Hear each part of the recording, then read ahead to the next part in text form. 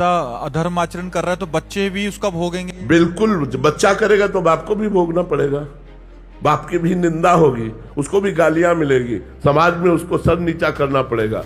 चाहे पिता का संबंध गलत हो या पुत्र का संबंध गलत हो, दोनों को भोगना पड़ेगा।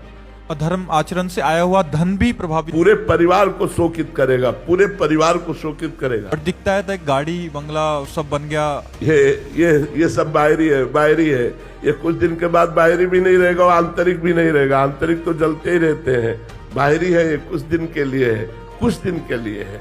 जब तक पुण्य है तब तक धर्मात्मा पुरुष को दुख दे लो और पाप कर लो, और जिस समय तुम्हारे पुण्य नष्ट होंगे, विध्वंस हो जाओगे, किसी कार्य में तुम सफल नहीं हो पाओगे। अभी तुम्हारे पुण्य है, इसलिए सफलता दिखाई दे रही। और जी पापाचरण वालों को तो समझ आया, बट ये जो धर्म आचरण कर रहे हैं फिर भी दुखी हैं, इनका क्या रहस्य? पूर्व जन्म के जो पाप है, अब उनके पाप का जो क्रम लागू हुआ है वो नष्ट हो जाएंगे।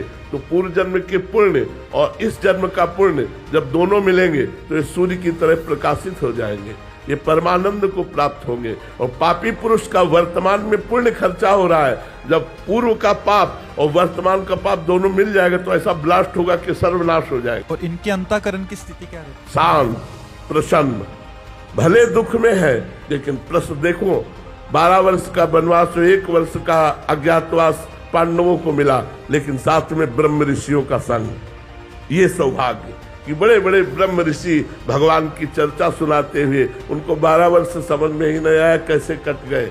बाहरी कष्टों की परवाह नहीं करते धर्म में चलने वाले ये अधर्मिक पुरुष लोग थोड़ी देर के लिए बाहरी सुखों को भोगते हैं, अंत में महादुख को प्राप्त होते हैं।